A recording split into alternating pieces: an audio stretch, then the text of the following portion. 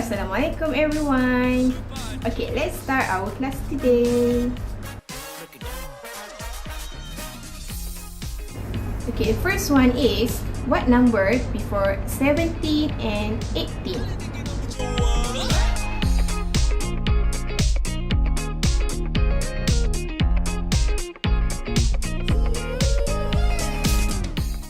Okay, what number after 16 and 17?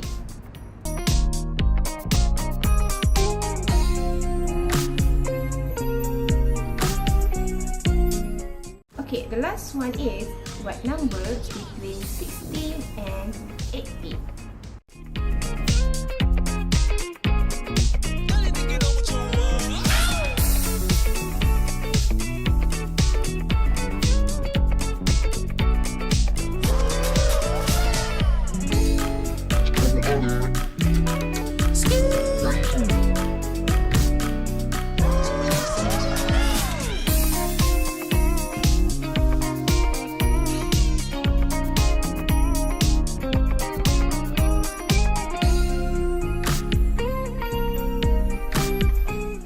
Everyone, that's for today. Don't forget to do your homework and see you next class. Bye!